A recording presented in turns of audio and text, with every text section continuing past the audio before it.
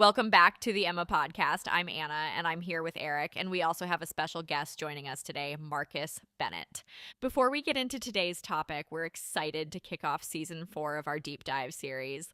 This season, we're really focusing on what's changing across life sciences, regulatory expectations, inspections, new technologies, operational strategy, all the things that are actively impacting how companies operate today.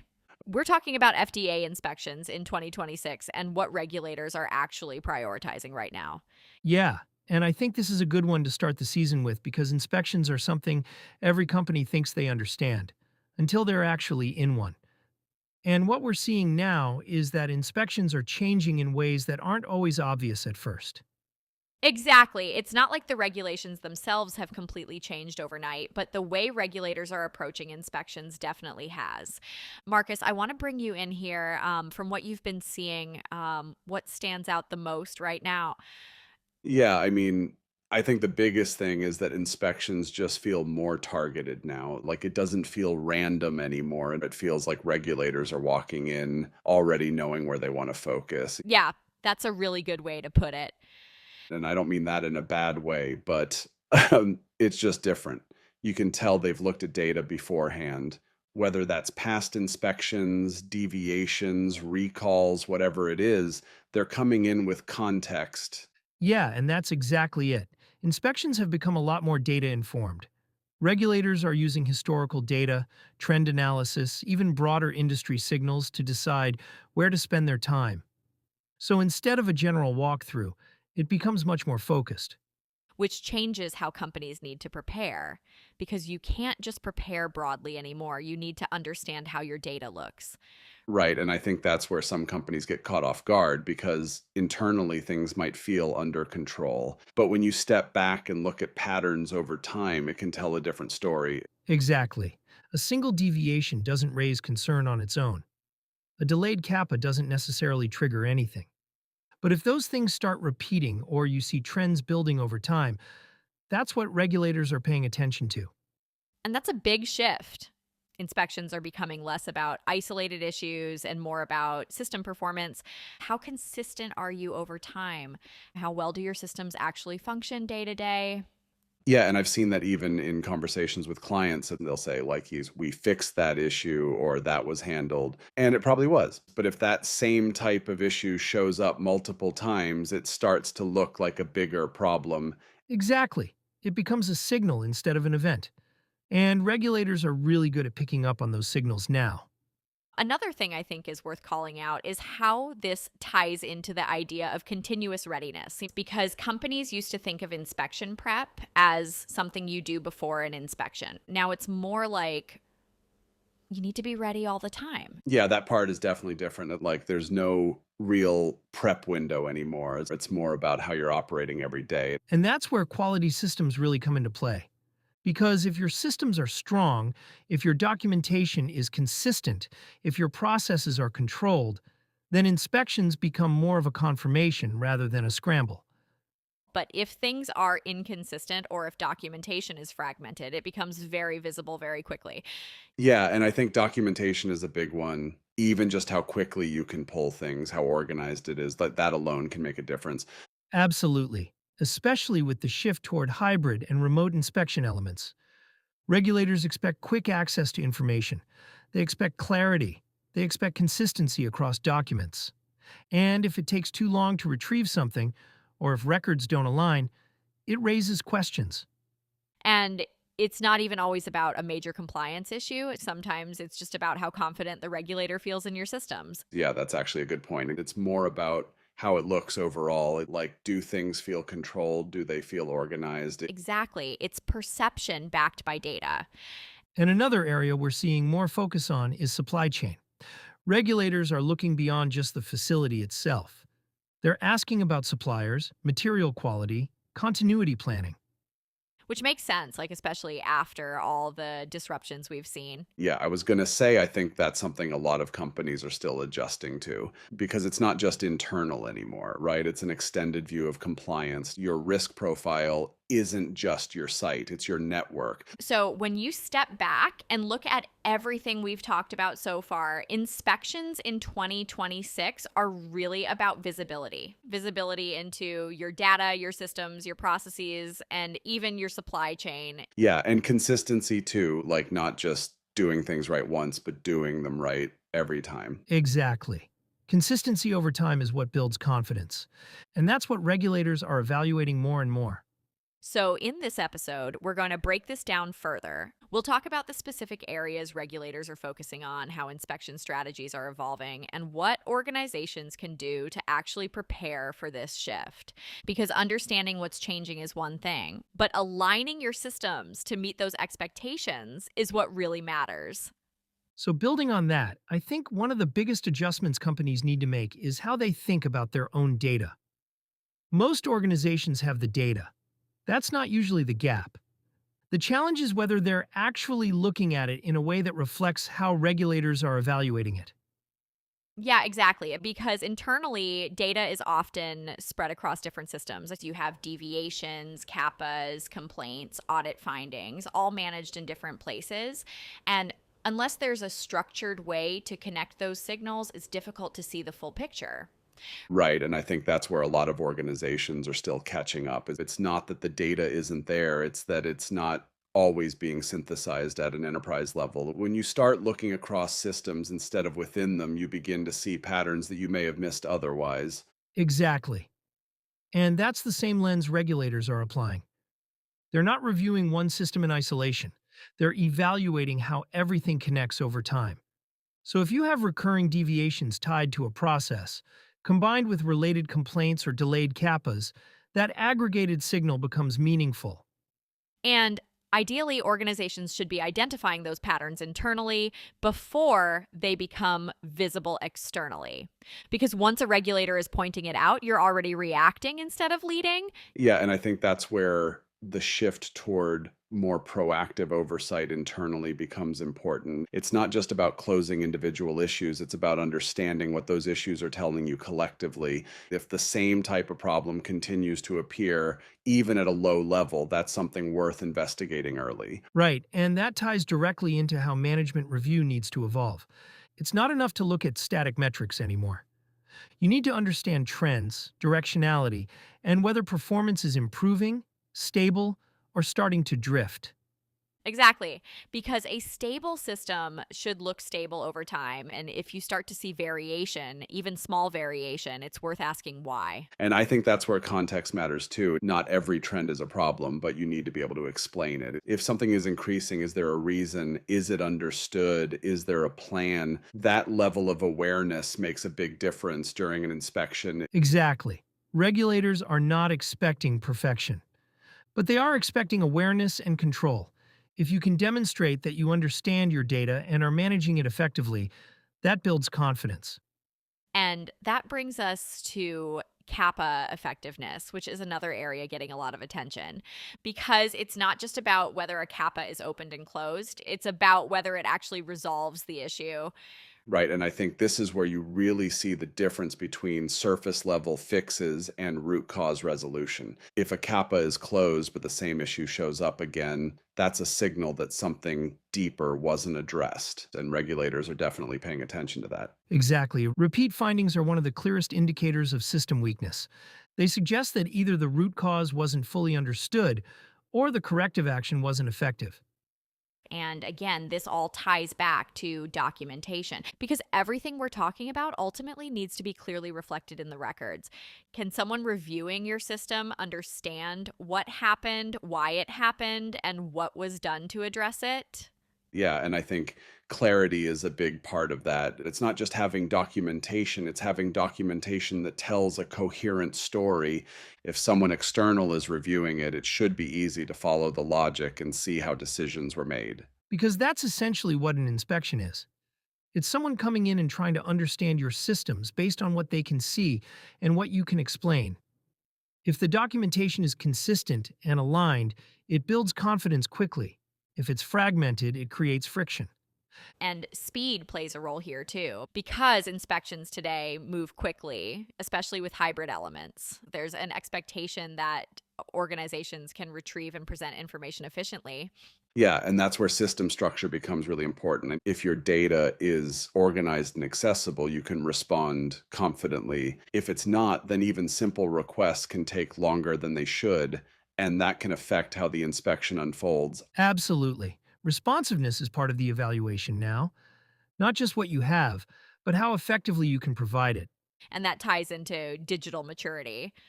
Organizations with integrated systems and clear data structures tend to perform better in these environments because they're not scrambling to piece things together. Yeah, and I think that also impacts how the team feels during the inspection.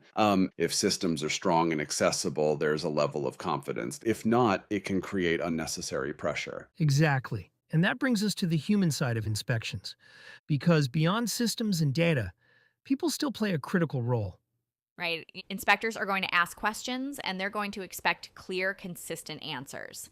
So it's not just about having the right procedures, it's about understanding them. Yeah, and I think that's where experience shows. Being able to explain what you're doing, why you're doing it, and how it fits into the broader system. That's what builds credibility during an inspection. Exactly. Because at the end of the day, inspections are about confidence.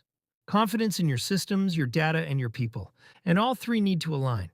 So, as we move into the next part of the discussion, we're going to get more specific about what regulators are actually prioritizing, what areas are getting the most attention, what types of findings are becoming more common, and where organizations should be focusing their efforts right now. Because understanding those priorities is key to building the right strategy. Yeah, and I'd say one of the most consistent areas is data integrity. It's always been important, but the level of scrutiny around it has increased. Regulators are looking closely at how data is generated, how it's recorded, and how it's maintained over time. That includes audit trails, system access, and whether records are complete and attributable.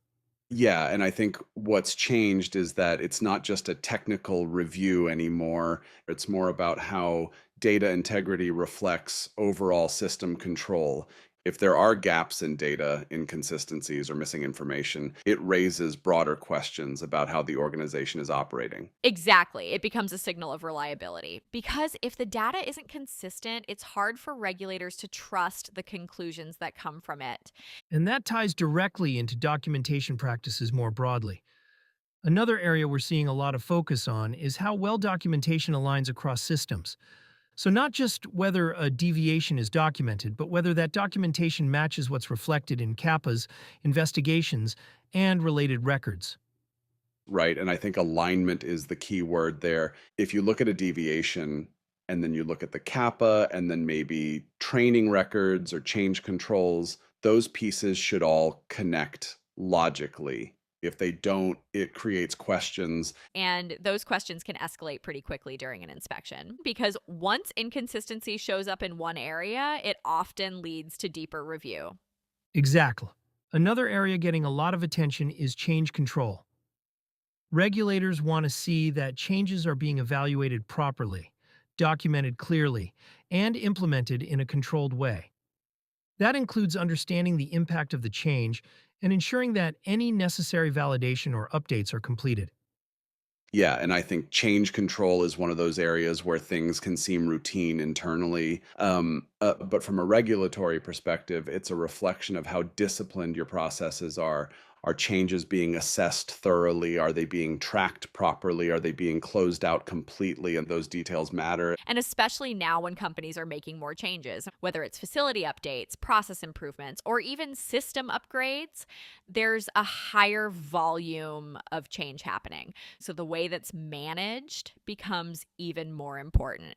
Exactly. And that leads into another priority area, which is validation. Whether it's equipment validation, process validation, or computerized systems, regulators are looking closely at how validation activities are planned, executed, and documented. Yeah, and I think the expectation is that validation isn't just a checkbox. It needs to demonstrate that systems are actually performing as intended and that the approach is risk-based and well justified. Right. And that's where documentation and rationale come into play again. Can you explain why something was validated a certain way? Can you justify the approach? That level of clarity is important. Another area that continues to come up is supplier oversight. Regulators are increasingly focused on how companies manage their suppliers, especially for critical materials. That includes qualification processes, ongoing monitoring, and how issues are handled when they arise. Yeah, and I think that's expanded quite a bit. It's not just about having an approved supplier list. It's about demonstrating that you understand your supply chain and have control over it, especially given how global supply chains have become. And that's where risk management comes in because not all suppliers carry the same level of risk. So, how are you prioritizing oversight? How are you monitoring performance? Those are the types of questions regulators are asking. Exactly. And then I'd say the last major area is around quality culture. This one is a bit less tangible, but it comes through in how organizations operate. Are issues being reported openly? Are they being addressed effectively? Is there accountability? Yeah, and you can actually see that during an inspection in how people respond, how transparent they are, how well they understand their own systems. And it's not something you can document in one place, but it shows up across everything. Exactly. It's reflected in the consistency of systems, the clarity of documentation, and the confidence of the team. So, when you put all of this together data integrity, documentation alignment, change control, validation, supplier oversight, and quality culture it's really about system strength. Right, regulators are evaluating how well your systems function as a whole, not just whether individual components exist. And I think that's the key takeaway. It's not about checking boxes anymore. It's about demonstrating control. Exactly. Now, we'll talk about what organizations can actually do with this. How do you take these priorities and turn them into a strategy? What should companies be focusing on right now to strengthen their approach? Because understanding the priorities is one thing, but applying them effectively is what really makes the difference. So, taking everything we just outlined, I think the next logical question is how organizations actually respond to this. Because understanding what regulators are prioritizing is one thing, but translating that into day to day operations is where it becomes more challenging. Yeah, exactly. Because none of these areas are new on their own. Data integrity, change control, validation, these have always been part of compliance. What's different now is the level of visibility and how everything connects. So the question becomes how do you operationalize that? Right. And I think one of the first steps is really just gaining better internal visibility, not just having the data, but actually being able to see it across systems. That if you can't see trends clearly, it's hard to act on them. Exactly. And that's where we're seeing more organizations invest in centralized dashboards or structured reporting processes. Not necessarily anything overly complex, but something that allows leadership to understand what's happening across deviations, CAPAs, complaints, and other key areas. And I think the important part there is consistency. It's not just about looking at data once, it's about reviewing it regularly and understanding how it's changing over time. Yeah, and also making sure the right people are involved in those reviews, because if it stays within one function, you can miss how it impacts other areas. That's a really good point. Cross functional visibility is key. If quality is seeing something, but manufacturing or regulatory isn't aware of it, you lose that broader perspective. And that's what regulators are looking at. So that's one piece, visibility. Another piece is strengthening governance, making sure there are clear processes for how issues are escalated, how decisions are made, and how actions are tracked. Because without that structure, it's difficult to maintain consistency. Yeah, and I think governance is one of those things that doesn't always get attention until something goes wrong. But when it's strong, it makes everything else easier. Exactly. Good governance creates clarity. It ensures that issues are addressed in a timely way, that responsibilities are clear, and that there's accountability. Another area I'd call out is documentation discipline. And because everything we've talked about ultimately comes back to how well things are documented, not just whether documentation exists, but whether it's clear, consistent, and aligned across systems. Yeah, and I think that's where organizations can make relatively quick improvements. Even just standardizing how things are written or reviewed can make a big difference. And Absolutely. Clear documentation reduces ambiguity.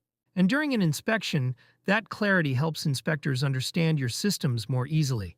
And then there's inspection readiness itself, which, like we said earlier, is no longer something that happens right before an inspection. It's more of a continuous state. Yeah, and I think that mindset shift is important because if you're always operating as if an inspection could happen, your systems tend to stay in a better state overall. And that doesn't mean being overly rigid or reactive. It just means maintaining consistency, making sure deviations are handled properly, CAPAs are effective, documentation is up to date. And I think one practical way organizations are doing this is through more frequent internal reviews or mock inspections. It's not just to check compliance, but to test how systems perform under pressure. Yeah, and also to identify gaps early because it's always easier to address something internally than during an actual inspection. Exactly. And those exercises can also help teams get more comfortable with the inspection process itself, which ties into the people side of things. Right? Because at the end of the day, inspections involve people interacting, answering questions, explaining processes. So making sure teams are prepared for that is just as important as having strong systems. Yeah, and I think confidence plays a big role there is if people understand their processes and feel comfortable explaining them, it shows. Exactly. And that confidence reinforces the perception of control, which again is what regulators are evaluating. So when you step back, it really comes down to a few core things: visibility, governance, documentation, and consistency. If those are strong, everything else becomes more manageable. Yeah, and I think it also helps organizations stay ahead instead of reacting. And if you understand your systems well, you can address issues before they become larger problems. Exactly. And that's really the goal, to move from reactive compliance to proactive control. So, as we start to wrap this up, I think one of the biggest takeaways from this conversation is that inspections aren't becoming more complicated for the sake of it. They're becoming more informed, and that's really the shift. Yeah, exactly. The expectations themselves haven't fundamentally changed. It's still about compliance, control, and product quality. But the way regulators are evaluating those things has evolved. They have more visibility, more data, and more context than they did before. Right, and I think that's what makes it feel different. Like, it's not that the rules are new, it's that the lens is sharper. You can't rely on preparing right before an inspection anymore. It really comes down to how your systems are operating every day. Exactly. And I think that's where organizations that are doing well are focusing. They're not treating inspections as isolated events, they're building systems that hold up over time. And that's really what regulators are evaluating now. Not just whether something is compliant at a single point, but whether it's consistently controlled. If your systems are stable, your documentation is aligned, and your teams understand what they're doing, that shows. Yeah, and I think consistency is probably the biggest thing because even small issues, if they repeat, start to look like a pattern, and that's what gets attention. Exactly. So when you bring everything together, data visibility, documentation, change control, validation, supplier oversight, it all points back to system strength. How well does everything work together? Right. And I think the companies that will be in the strongest position moving forward are the ones that invest in that integration, making sure systems are connected, data is visible, and teams are aligned. Yeah, and also just being aware of your own environment, understanding your trends, knowing where your risks are, and addressing things early, that makes a big difference. Exactly, because at the end of the day, inspections are really about confidence, confidence in your systems, your data, and your people. And when those are aligned, inspections become much more manageable. And And I think that's a good way to frame it. It's not about trying to anticipate every possible question. It's about making sure your systems are strong enough that the answers are already there. Yeah, and if you're operating that way consistently, you're not really changing anything for an inspection. You're just showing what's already in place. exactly. And that's really the goal. So, as we close out both this episode and season 3 of the Deep Dive series, the key takeaway is this: inspections are becoming more data driven, more targeted, and more focused on long term system performance. Organizations that shift toward continuous readiness, stronger data visibility, and more integrated systems will be better positioned not just for inspections, but for overall operational success. Thank you for joining us for today's deep dive. If your organization needs support preparing for inspections, strengthening your quality systems, or aligning your regulatory strategy with evolving expectations, Emma International is here to help. You can reach us anytime at info@emmainternational.com or visit us at emmainternational.com. Make sure to subscribe on YouTube and Spotify so you never miss an episode. Until next time, stay curious, stay informed, and stay innovative.